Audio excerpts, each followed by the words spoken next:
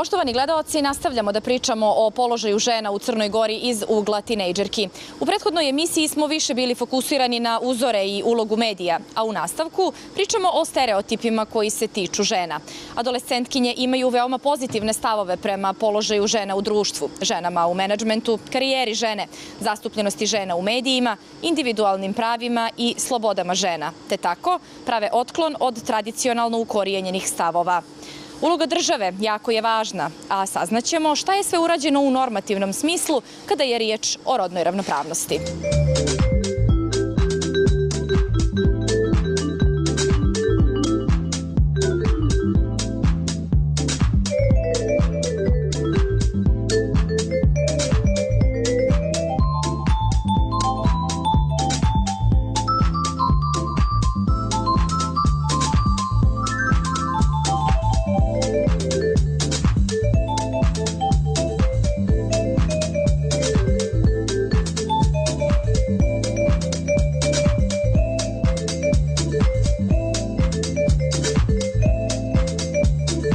Maša Jovović učenica je 4. razreda gimnazije Slobodan Škerović. Ističe da mnogo voli svoju školu. Studiraće međunarodne financije i biznis. Želi da bude uspješna, poslovna, nezavisna žena, kako od svoje porodice, tako i od budućeg partnera.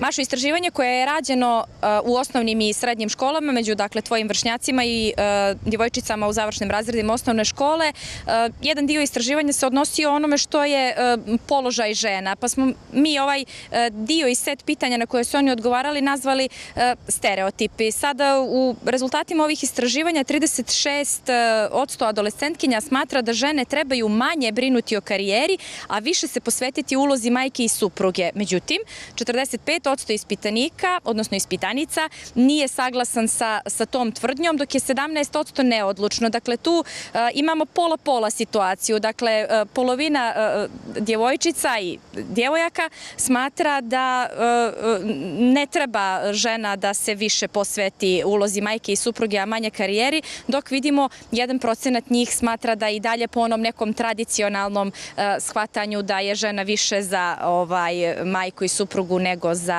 karijeru. Kakav je tvoj stav po tom pitanju i kako komentarišeš generalno odgovore koje su dali tvoje vršnjaci? Pa svakako da je položaj žena i muškaraca bio različit u različitim političkim sistemima i kulturama, ali uvijek je bilo to da je položaj muškarca, odnosno njegov rad, bio više cijenjen, više vrednovan. Tako da je njima, uglavnom ženama, pripadala ta uloga majke, uloga domaćice, a na primjer sada ih više nalazimo na tim vrhovima kompanija, odriču se zarad karijere, ali su uglavnom ulozi samohranih majki. Može li se postići da žena na nekom rukovodećem položaju i na vrhu kompanija, kako ti reče, bude i ostvarena i supruga i majka i da bude dobra u poslu koji obavlja? Može, zbog toga što žena, ako je dovoljno ambiciozna, može da postigne i da bude uspješna žena, ali svakako treba da se posveti svojoj porodici, djeci i da bude ostvarena na oba polja.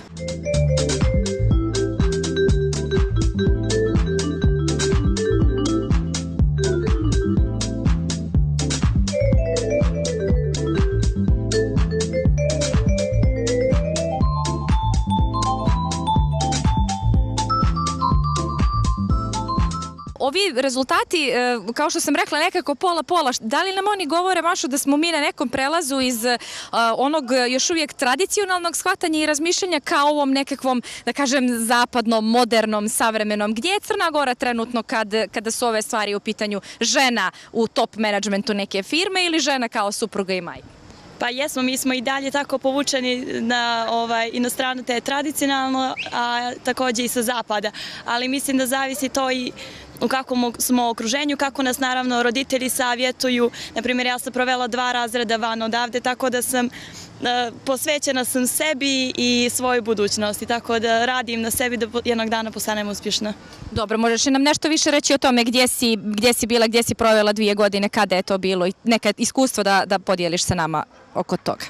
Pa 2 godine srednje škole sam provela u Njemačkoj i Austriji, dobila sam stipendiju za Njemačku, tamo sam provela vrijeme u jednoj porodici, učila sam sa Njemcima, ali sve je to bilo na engleskom jeziku, što mi je bilo lakše, s obzirom da sam 3. razred bila u Austriji, u Gracu, sve je bilo na njemačkom. Bilo je teško, ali ja sam svjesna da želim da budem uspješna i posvetila sam se i učenju i svemu, znala sam zbog čega sam tamo otišla.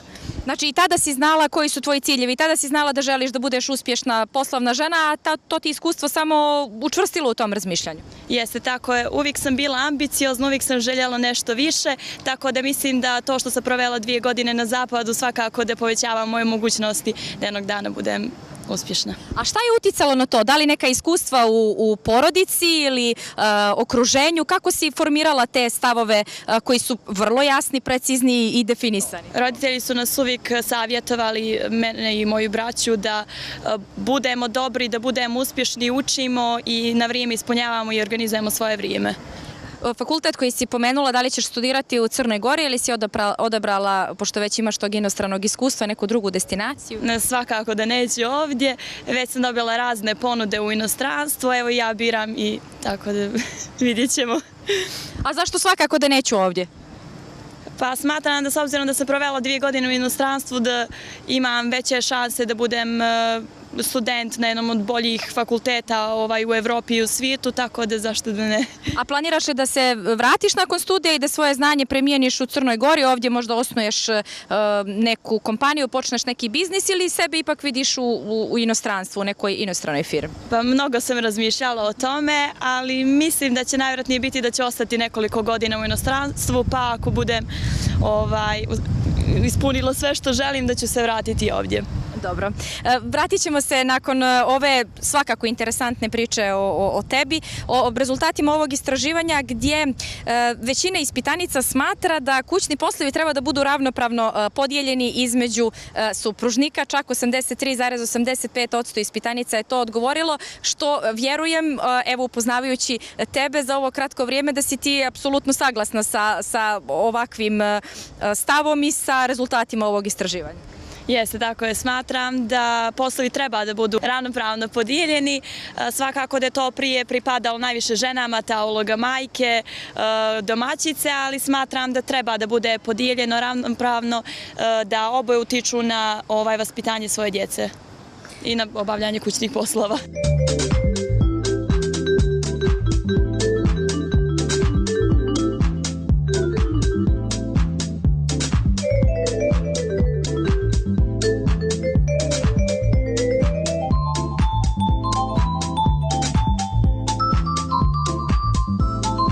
Uspješnost braka, dakle, ne zavisi od podređivanja potreba muškarcu. To je odgovorilo 67,08 ispitanica. Da li si ti saglasna sa ovakvom tvrdnjom? Slažem se.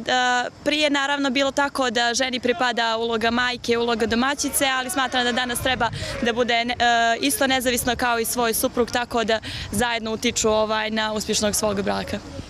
Rušenje tih stereotipa ide u Crnoj Gori i u pravcu da konstatacije kao što je prihvatljivo je vidjeti pijanog muškarca, ali ne i pijanu ženu, nije saglasna više od polovine ispitanica, međutim jedan dio je saglasan, a drugi dio neodlučan. Što ti misliš, da li je u redu vidjeti pijanu ženu na ulici?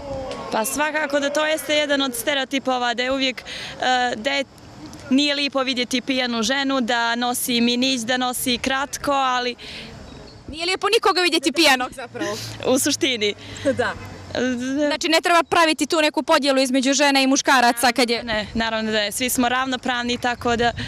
Dobro. A šta ćemo sa ovim, sasvim je normalno da žena sjedi sama u kafiću, ide u bioskop, pozorište i tako dalje. To je nekada također bilo neprihvatljivo, a sada prema onome što su odgovorile tvoje vršnjakinje, 61,8% ispitanica je saglasno. Da li je po tebi normalno da žena sama ide u kafiće, bioskop, pozorište i obavlja sve druge društvene aktivnosti potpuno samostalno? Slažem se u potpunosti. Mislim da to ne treba da zavisi ni od kakvog muškarca. Mi smo same za sebe, nezavisne, tako da zašto ne bi bio problem da sjedimo sami u kafiću, idemo u bioskop i ostalo.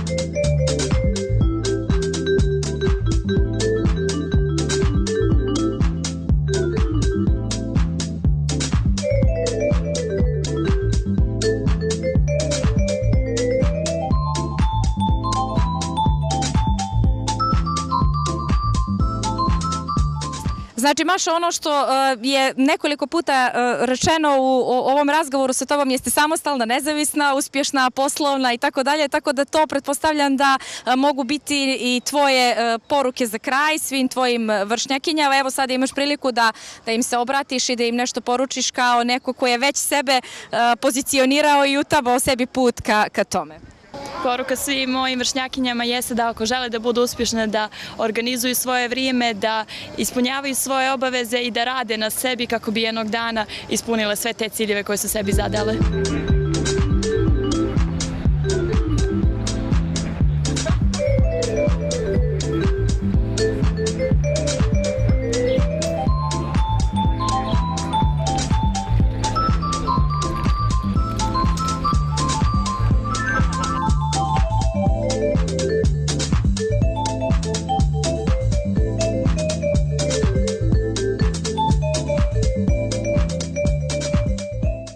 Žene u Crnoj Gori danas žive većinski ona prava koje su ostvarile naše pretkinje tokom Drugog svjetskog rata.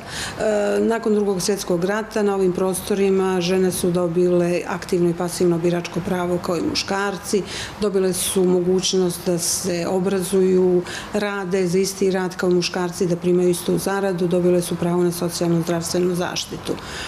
I u tom zakonodavnom okviru rekli bi sve je u redu.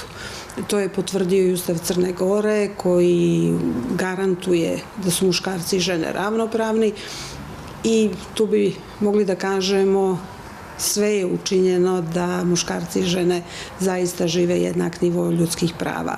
Nažalost, praksa nas demantuje.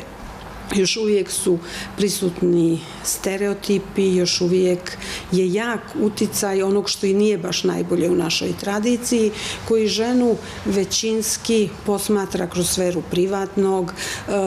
Za ženu u Crnoj Gori se uvijek kaže ona je poštovana, pa se kaže kao majka, sestra, ćerka, ne kaže se ona je poštovana kao žena. Znači, prosto je rangirano i to sve kroz sferu privatnosti.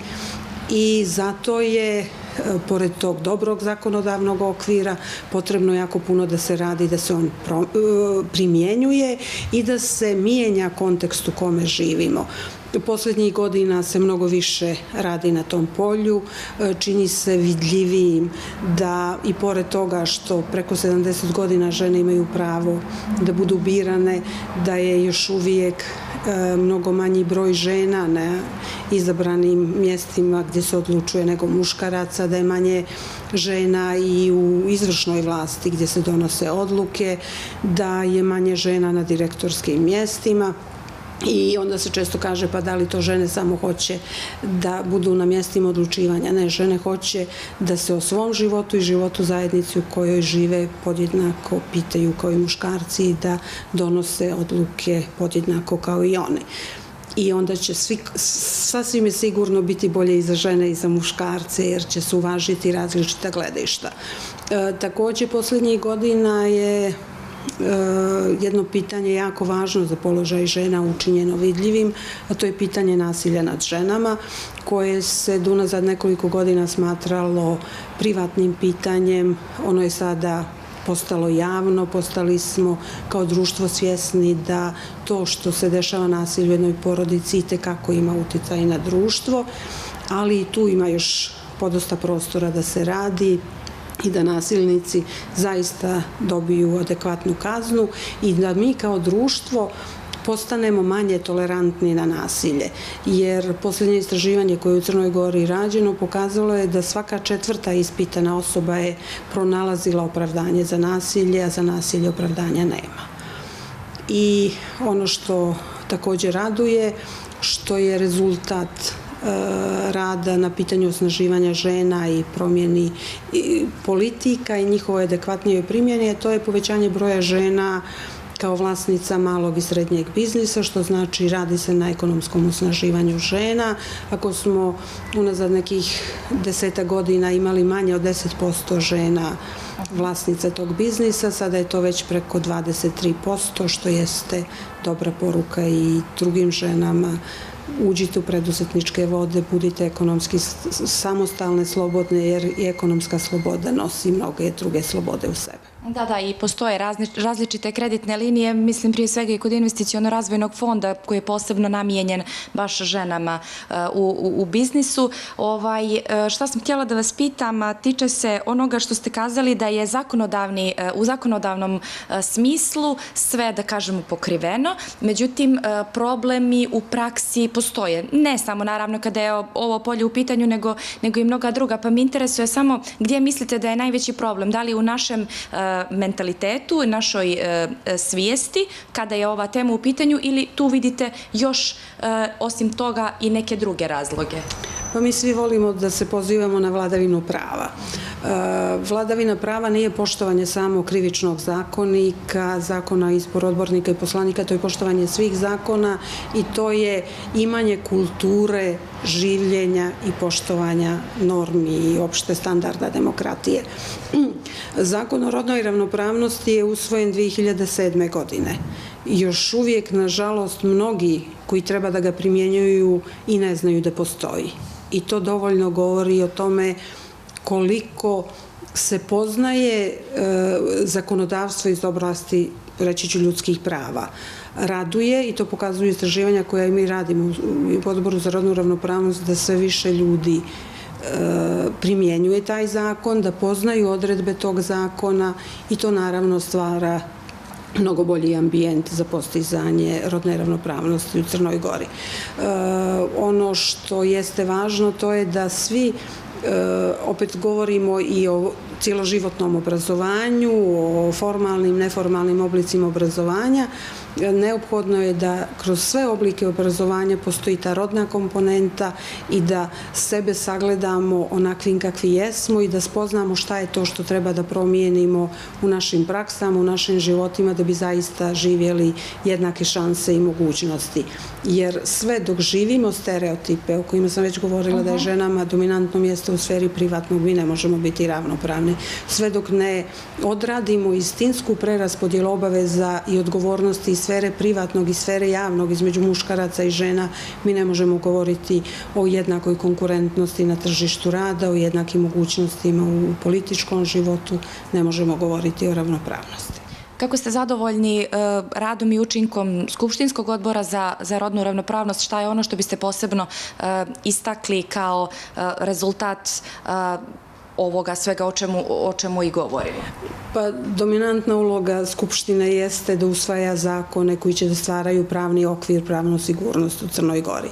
I mogu da iskažem zadovoljstvo radom Odbora za rodnu ravnopravnost u tom segmentu, jer već je postalo normalno da mi o svim zakonima iz svih oblasti imamo svoje mišljenje, dajemo stav i da je zakonodavstvo Crne Gore posljednjih godina zaista postalo rodno osjetljivo. Znači, svi zakoni se čitaju kroz rodno osjetljive naočare, svi zakoni imaju jasnu komponentu od onih koji se tiču bezbjednosti, ekonomije, do ovih koji se tiču ljudskih prava, kaznene politike. Znači, u zakonima postoje odredbe koje, kada bi se primjenjivale na pravi način, bi doveli do toga da Crna Gora bude društvo rodne ravnopravnosti. Ima li banalizovanje? Evo sad me to inspirisalo da vas pitam, ovaj vaš odgovor, svi zakoni su rodno senzitivni i tako dalje. Bilo je u javnosti dosta polemike oko toga da mi zapravo se kitimo formom, a da suština negdje ostaje tamo iza. Ima li toga kada je oblast rodne ravnopravnosti u pitanju i položaja žena generalno? Jako je važno da mi imamo zakonom uspostavljene odnose i da imamo zakonodavni okvir u okviru koga može da se postigne rodna ravnopravnost. Nisam tu govorila samo o zakonima. Znam, nikada te zakone ne bih nazvala samo formom, jer oni će da dovedu, njihova primjena dovodi do suštine, dovodi do promjene, dovodi do uspostavljanja novih procedura, novih odnosa. I kada ste rekli forma i suština, odmah sam se sjetila i prva asocijacija mi je upotreba rodno osjetljivog jezika, jer svi tu odredbu u Zakonu o rodnoj ravnopravnosti nazivaju formom i da ona nema suštine, a ona je i tekako suštinska, jer mi stvari moramo nazivati pravim imenom. Mi moramo, da bi učinili vidljivim položaj žena, da bi učinili vidljivim njihov doprinos, govoriti rodno osjetljivim jezikom.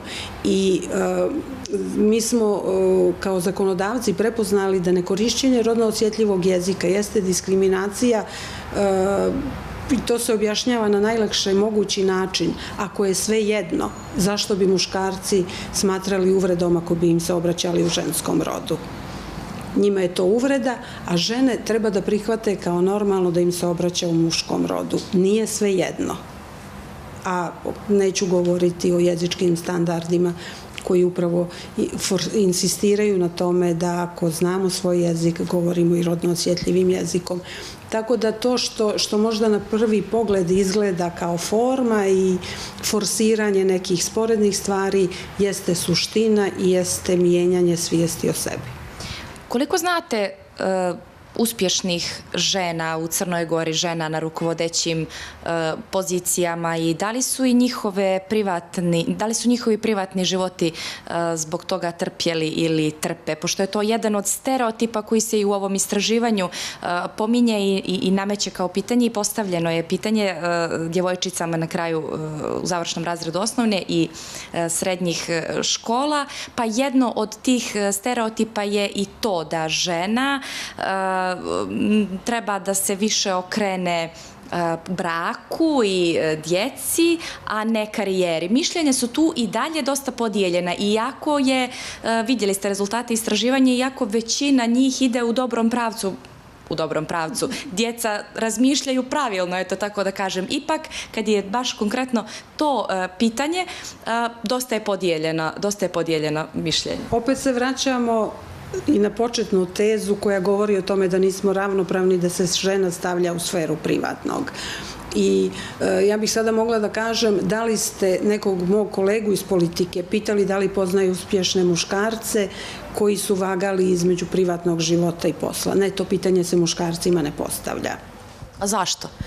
Zbog toga što je stvoren takav okvir i tako su podijeljene rodne uloge da je, reći ću normalno, pod znacima navoda da su muškarci u politici u sferi javnog, a žene u sferi privatnog.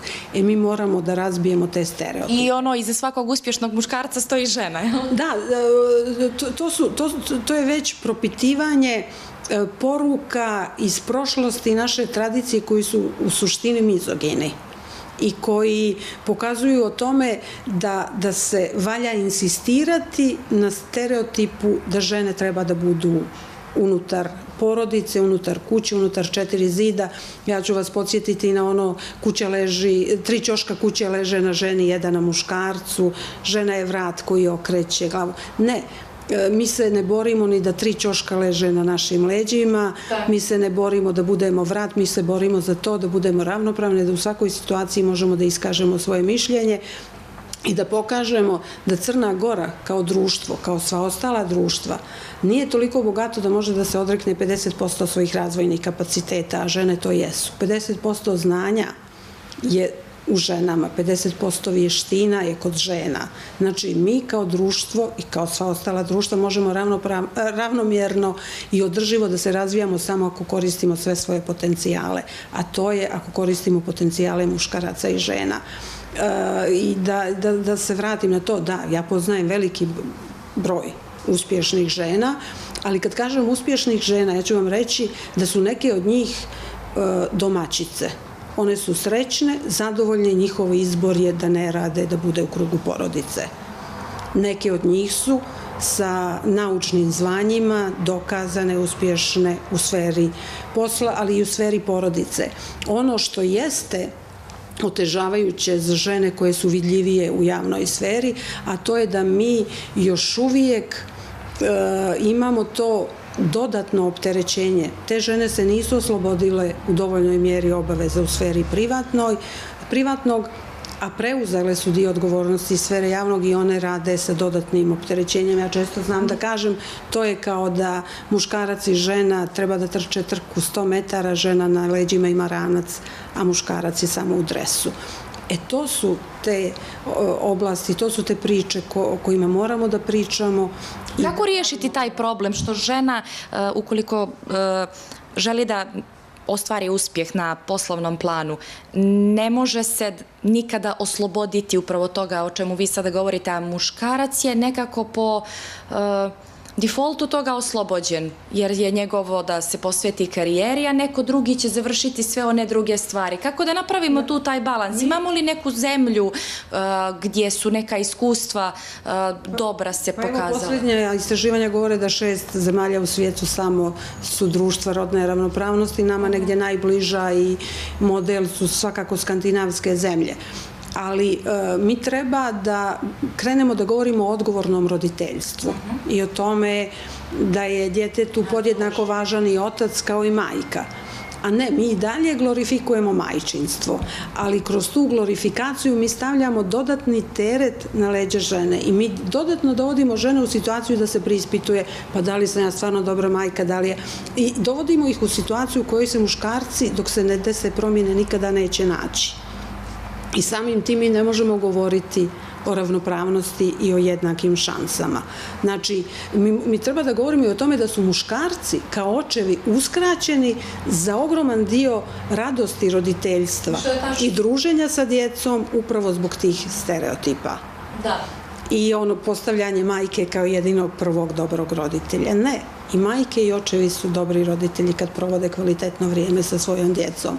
Treba da govorimo o tome, treba da govorimo o tome da rutine unutar porodice dnevne nisu propisane da ih samo obavlja žena, da one imaju i svoj ekonomski iznos i da je to doprinos žena svakako finansijama porodice. Mi možemo da govorimo o jednoj, drugoj, trećoj profesiji koja je feminizirana ili u kojoj su samo muškarci i tako da vidimo da u stvari da propitujemo rodne uloge, da pitamo ko je odredio da žena kuva u porodici, a muškarac za dobre pare u restoranima. I prosto da razbijamo stereotipe i da vidimo da sve to što živimo po inerciji jesu rodne uloge i da ih treba propitati jer one nisu prirodne, one su naučene. Tako je. Da se vratimo na istraživanje, interesuje me ovako vaša generalna ocjena kada ste pogledali i pitanja, kakva su bila i odgovore koje su te djevojčice i djevojke dale. Šta je ono što ste prvo pomislili? Šta je bio vaš utisak? Da su stereotipi i dalje jaki i da zaista moramo od vrtića krenuti u obrazovanje i propitivanje rodnih uloga. Na mene je utisak ostavilo to da mlade osobe imaju toliko stereotipa i da su to stereotipi sa kojima se mi susrećemo svakog dana u raznim sredinama sa osobama različitog nivoa obrazovanja i prosto mi je bilo za očekivati da mladi ljudi u manjoj mjeri prihvataju takve stereotipe. Ali oni jesu upozoravajući, jesu signal sistemu obrazovanja i svima nama da moramo da propitamo i zvanične kurikulume, ali i one nezvanične unutar učionica koji se dešavaju i poruka koji se šalju mladim ljudima muškog i ženskog pola. Da li su to jednake poruke, u stvari iste poruke, da oni imaju jednake šanse ili se tu ipak stavljaju neke police muško-ženske i šta je za koga vrijednost. I evo tu ću samo pomenuti, niko ne propituje da li je dobro biti u pijenom stanju, već se propituje da li je to prihvatljivije za djevojku ili za mladića. Nije prihvatljivo ni za jedno ni za drugo. Ni za jedno ni za drugo. Meni je recimo bilo interesantno da je djevojkama i djevojčicama ipak uzor neko ko je član porodice, to može biti dobra osnova ka rešavanju i ovih drugih problema koji postoje. Niste namjerno htjeli da kažete majka. Jasno mi je da niste htjeli da kažete majka. Divno je da su majke uzori ćerkama, ali majke treba da budu uzori i dječacima. Baš kao što treba i očevi da budu uzori djevojčicama. Moraju se razbijati ti stereotipi i svi mi imamo posebne emocije prema majkama i ja ne želim, moja poruka nije da se majke ne vole, da majke ne treba da učestvuju u životu, već samo da treba da se otvore vrata i da očevi budu prisutni u vaspitanju i da samim tim što je neko majka ne mora da znači da je idealan roditelj. Ima u mnogim porodicama očeva koji su nježniji i brižniji prema djeci nego majke. Treba da govorimo o tome. Treba da govorimo o svemu što jesu vrijednosti i onome što treba promijeniti. Mi kada govorimo o vrijednostima ovih dana ne možemo da pobjegnemo od toga da prokomentarišemo šta se dešavalo i u Beranama i koji je pakao nasilja prošla jedna mlada ženska osoba. Ti dječaci su također žrtve, jer su bili izloženi nekom modelu da prihvate kao to normalan, nasilje kao normalan model ponašanja, što nije. I oni su već obilježeni za čitav život. A podršku djevojčici, njenoj porodici, svi mi moramo da pošaljemo i da zaista živimo tu podršku, a ne da ih propitujemo svaki dan. Gdje su pogriješili,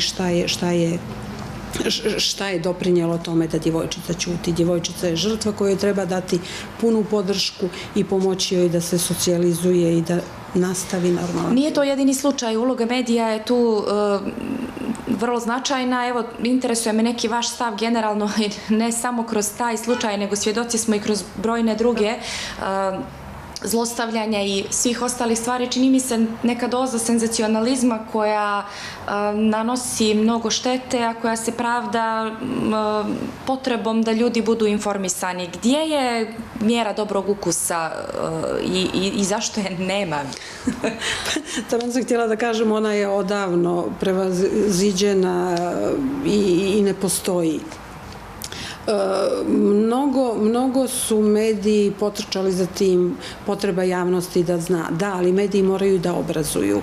Mediji, ako daju neku informaciju, moraju da daju i kritički osvrt na nju, a ne samo da se plasira. Mediji moraju da shvate da puštanje videoklipova sa slikama nasilja, a bez komentara, bez pouke, da je to ružno, da to ne valja, doprinose tome da mi postanemo imuni na nasilje, na krv, da nam postane normalno. Znači, svima je ovih dana bio dostupan užas koji se desi u Novom Zelandu.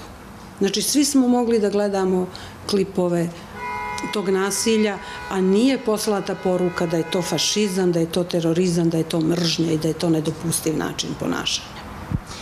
I za kraj, evo, vi kao osvjedočeno uspješna žena i jedna od naših sagovornica u ovim emisijama, koju biste poslali poruku, evo, ne samo ženama, nego i svima u Crnoj Gori, da bismo, da kažem, sljedeći put kada budemo o ovoj temi razgovarali, imali neku još ljepšu i još bolju situaciju u ovo? Pa, moja uvijek i poruka, otkrivajte nove svjetove. Svakog dana naučite nešto novo, prihvatajte različitost, ljepota je u različitosti i živite svoje živote punim plućima.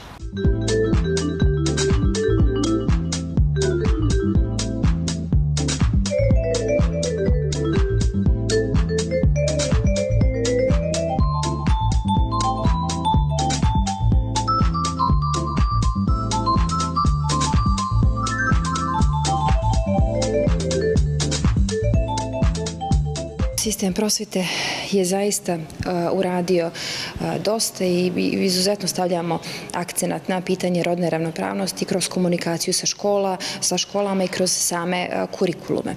Na prvom mjestu istaći ću da je urađena jedna podtema u okviru takozvane jedna od međupredmetnih tema koja se tiče upravo rodne ravnopravnosti. Međupredmetna tema je zapravo tema koja se obrađuje u okviru onoga što se zove slobodni dio kurikuluma, a to je nekih 15 do 20% svakog časa, kada prosto nastavnik ima mogućnost da organizuje čas na način na koji on cijeni ili sa nekim, dakle, slobodnim i drugačijim aktivnostima u odnosu na one koje su onako standardno propisane. I, kažem, jedna od tema koja se obrađuje u tim dijelovima časa jeste upravo rodna ravnopravnost. I Ministarstvo prosvjete u saradnji sa Zavodom za školstvo uradilo i određeni set obuka kada je riječ o primjeni tog kurikuluma koji se odnosi na rodnu ravnopravnost i generalno organizovana su u ranijem periodu obuke po pitanju rodne ravnopravnosti. Ono što bih još istakla jeste, eto da i ovaj možda razgovor dolazi u jednom dobrom trenutku, s obzirom da je nedavno razmatrana jedna informacija koja se ticala PISA testiranja u Crnoj Gori. Znate da je PISA testiranje jedno međunarodno testiranje koje je onako referentna tačka za obrazovne sisteme jednog dobrog dela zemalja svijeta. I ta analiza je nama trebalo da pokaže gdje smo sada, prosto koji je kvalitet našeg obrazovnog sistema i šta bi trebalo minjati u narednom periodu kako bi prosto naš obrazovni sistem postao još konkurentniji, a posljedično naravno i kako bi naši učenici na PISA testiranju postizali bolje rezultate. Upravo ta studija je pokazala izuzetno visoku pravednost našeg obrazovnog sistema. Kad kažem pravednost, to znači da nisu evidentirane nikakve značajne razlike u postignućima učenika koje bi bile bazirane na socioekonomskom statusu ili pak na polu, što je dakle važno za ovaj naš razgovor. I kada govorimo o toj studiji, istaći ću također da su evidentirane i manje razlike između dječaka i djevojčica u postizanju rezultata u naučnoj i u matematičkoj pismenosti, pošto su do sada uglavnom rezultati bili bolji u korist dječaka, sada se ta razlika smanjuje, a i dalje je vidna razlika u čitalačkoj pismenosti, odnosno u postignućima u čitalačkoj pismenosti, ali u korist djevojčica. Tako da negdje većina parametara, čini mi se, govori upravo u prilog tome da obrazovni sistem zaista stavlja akcenat na ovo važno pitanje.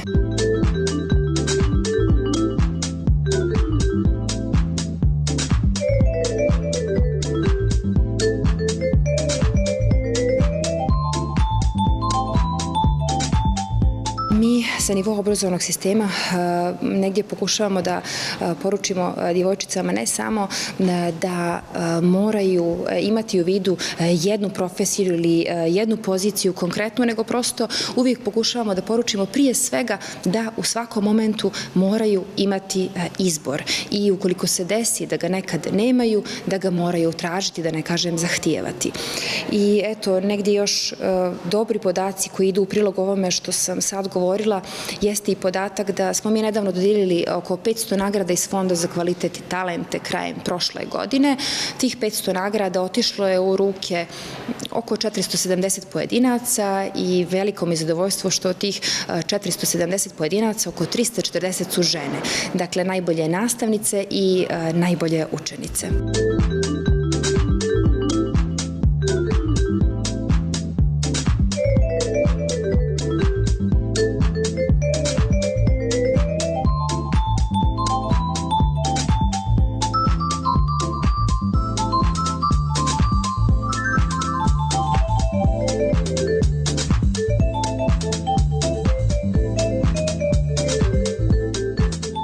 Kako vidite položaj žene u Crnoj Gori danas i možda napraviti neku paralelu sa nekim ranijim periodom, ali ne nužno, kako vama više odgovara? Mislim da se u Crnoj Gori to jako promenilo u zadnjih 20 godina.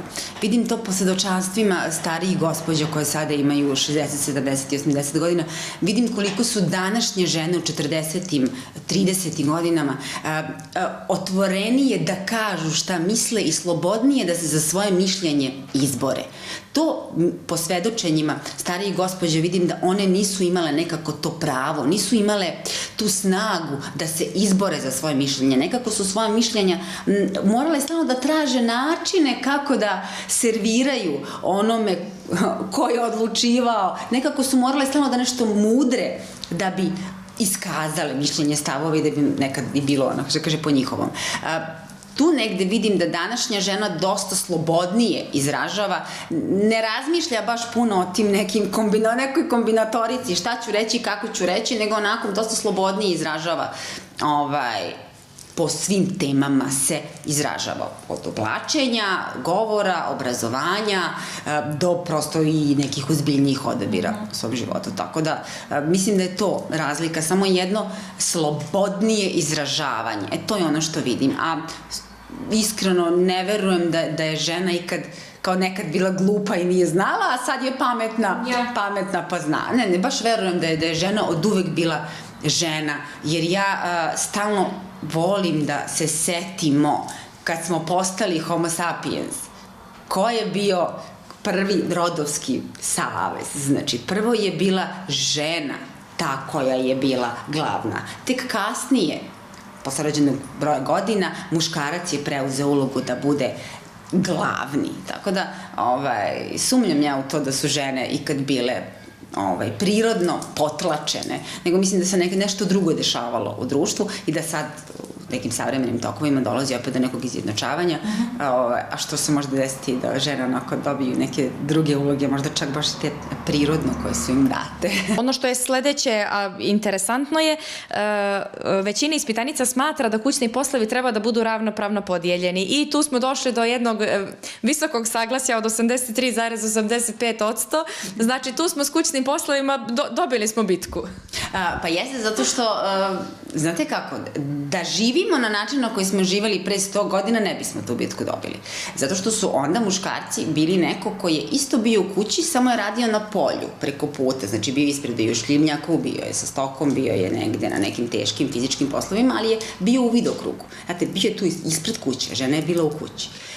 Danas, kada smo svi negde na poslu, tamo negde, i onda se svi zajedno vraćamo u našu kuću i imamo samo našu kuću, onda da, potpuno realno da ćemo zajedno da čistimo taj pod, jer sad jedino taj pod imamo. Da mi i dalje živimo u kući i okućnici, dvorištu, bašti i livadi, ne verujem da bi ovakvi podaci bili. Jer ja ne verujem u to da bi jedna žena tu ravnopravnost prebacila i na livadu i polje.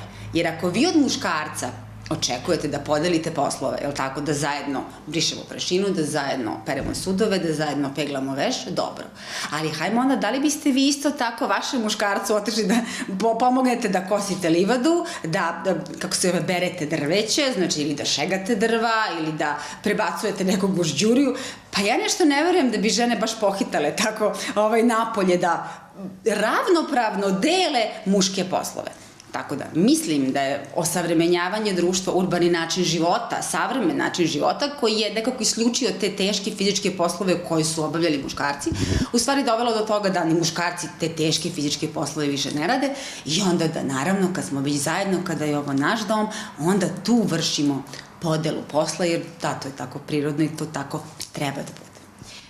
Otklon od tradicionalnog razmišljanja i nekog uvriježenog mišljenja o poziciji žene u kući, a muškarcu van kuće, o glavi kuće, o pričama iza svakog uspješnog muškarca stoji žena i niz ostalih, da kažem, narodnih umotvorina koje tako prenosimo s koljena na koljeno, dovodi nas do još jednog stereotipa, a to je da uspješnost braka zavisi ili ne zavisi od podređivanja potreba muškarcu. Pa je 67% odgovorilo djevojčica i djevojaka da ne zavisi. Sama konstrukcija ovog pitanja i potreba da se ono nađe u ovom istraživanju nas navodi na činjenicu da je to doskoro bio slučaj, a i da i dalje, jer svjedoci smo, živimo u ovom društvu, da postoji ljudi koji tako razmišljaju. Dakle, da žena bi trebala podrediti svoje potrebe i podrediti ih muškarcu da bi brak bio uspješan. Koliko apsurdnosti u samo jednoj rečenici? Znate kako, kad biste sad znali podatke da ženske bebe više žive, odnosno imaju veću stopu preživljavanja nego muške bebe. Da imamo više žena nego muškaraca, jer nam muškarci ginu na polju, u ratovima, na njivama, u saobraćaju i tako, onda biste znali da ima više žena koje su sposobne da rode nego muškaraca koji su sposobni da oplode i da budu muževi i tate. I kada znate da imate manje muškaraca, a više žena, onda ta žena koja je našla svog muškarca... Neće tako lako da ga pusti, jel? Tako je, onda treba da... Još sam dovoljno plastično ovo objasnila. Evo, datle to s kolena na koleno, jer su, da, muškarci mnogo više ginuli i mnogo više dečaka nisu postajali muškarci. I onda kada dođete u to zrelo doba, u 20. 30. 40. godine, kada vi imate više žena nego muškaraca, onda ta žena koja ima svog muškarca, onda ona mora da ga čuva. A kada vi morate nešto da čuvate, onda se prilagođavate, znate, onda nema priče o ravnopravnosti, nego onda pobijate kičmu i negde idete za njim jer vam on treba, ne možete naći drugog, a on će vrlo lagano naći drugog. Znači, ono što se dešava u savremenom dobu, sad malo i ovim genetikom i ovim nekim upotrebom biologije u oplodnji, nam se dešava i naravno nemanja ratova, više nam muškarci ne ginu toliko. Odlično. Odlučili smo se za neke druge metode čuvanja ognjišta. Znači, muškarci više ne ginu toliko, nisu više toliko napolju u tim teškim fizičkim poslovima, nisu više toliko napolju i naravno ne oboljevaju od nekih bolesti više nego što su to ranije. Sada imamo, kaže, dovoljan broj muškaraca. Što znači to dovoljan broj muškaraca? Pa recimo u Bijeljini se ne bi složili. Znate li da u Bijeljini na jednog muškarca dođu 3 žene? A recimo, mislim da je na planetarnom nivou u Finskoj to slučaj da čak i nema muškaraca koji su onako dostupni za ženidbu, oplodnju i stvaranje porodice, pa se čak neke ponude tamo prave. Tako da, kod nas u Crnoj Gori imamo dovoljno muškaraca i žena u smislu da upravo to ne mora da čuva, jako ružno zvuči, znači, ali je postavka samog braka drugačija. Znate, jer mi smo sada ravnopravni, savremena žena, moderna žena u svojim 30. 40. i 50. godinama, kada ima tog jednog muža, on njoj ne mora nužno da bude taj jedan jedini muž i nikad više. Izašli smo iz tog tradicionalnog okvira i današnja savremena žena sebi može da dozvoli drugi brak. Sebi žena može da dozvoli i treći brak. A ima muškaraca u našoj zemlji koje bi nekoj ženi bio drugi muž, bio treći muž. Znate, mi i to ranije nismo imali. Nekad u Crnoj Gori muškarci nisu hteli da budu nečiji drugi ili tek nečiji treći muž. Znate, danas je to drugačije i kada žena ima tu mogućnost da ima drugog muža, onda ona se malo ne trudi oko prvog. I onda ona očekuje i od tog prvog da se on trudi oko nje. A oni muškarci koji dolaze još uvek iz tradicionalno, koji misle da su prvi i da će zaovek ostati prvi, ne neguju ženu. I onda dolazi do problema koje mi imamo danas. Mislim da je rešenje u prepoznavanju toga da nije bitno da li si prvi, 5., 8. ili jedan jedini, nego da onog momenta kada odaberemo da u savremenom dobu uđemo u bračnu zajednicu, da se do zadnjeg atoma trudimo da udovoljimo našem partneru i da od njega očekujemo i motivišemo njega da on istom merom vraća nama. Svaki brak gde imate podjednako uložen trud, podjednaku brigu o partneru, vi imate uspešan brak u smislu da je on snažan i jak da se odupre svim savremenim izazovima. Da li možemo dovesti u vezu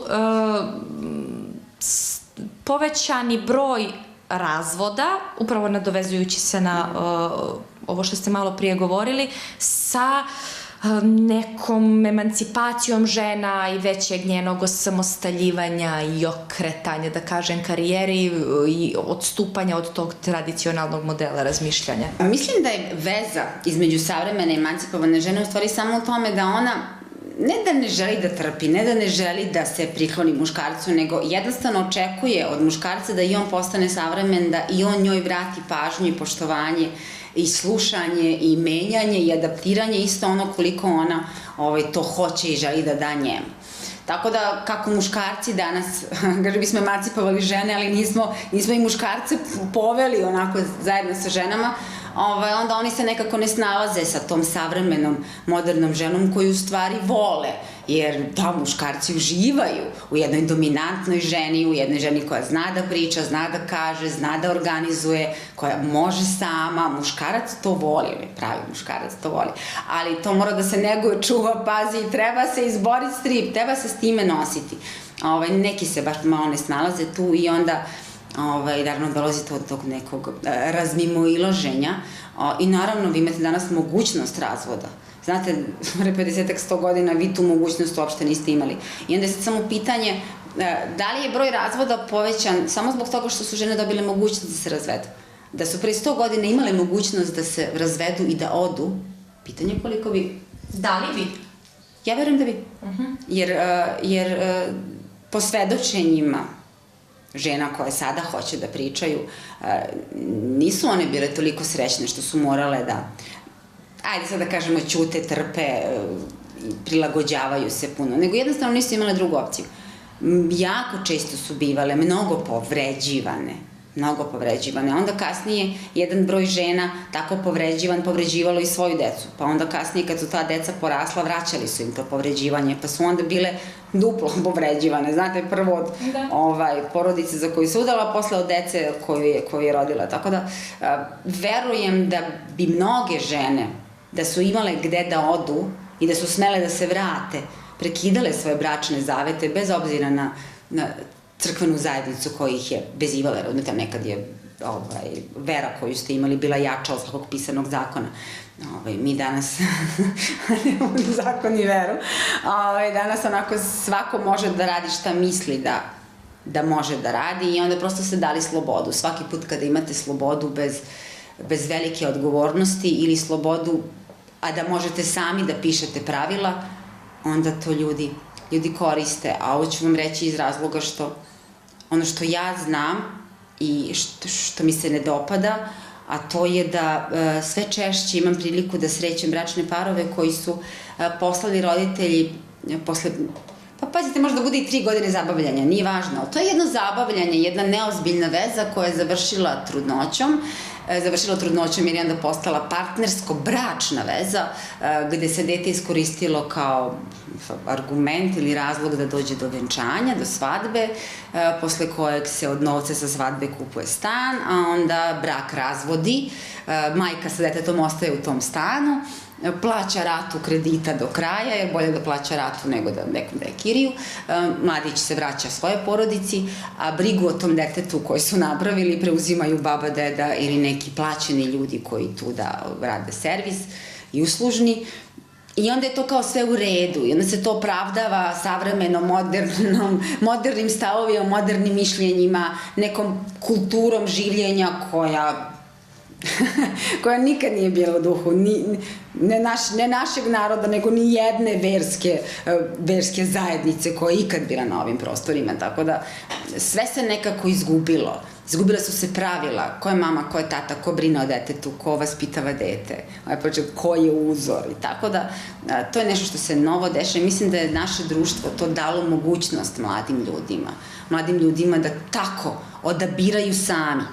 Naravno, postoje i dalje, znači, bračne zajednice koje nisu funkcionalne, koje naravno treba prekinuti što pre, ali čini mi se da je njih mnogo manje nego baš ovih o kojima sad pričamo, mladim ljudima koji nezrelo ulaze u bračne vode, koji nezrelo ulaze u formiranje bračnih zajednica, a onda kasnije raspad bračne zajednice tumače kao emancipacijom, slobodom mišljenja, slobodom izražavanja i njihovim pravom da samostalno odlučuju o svom životu.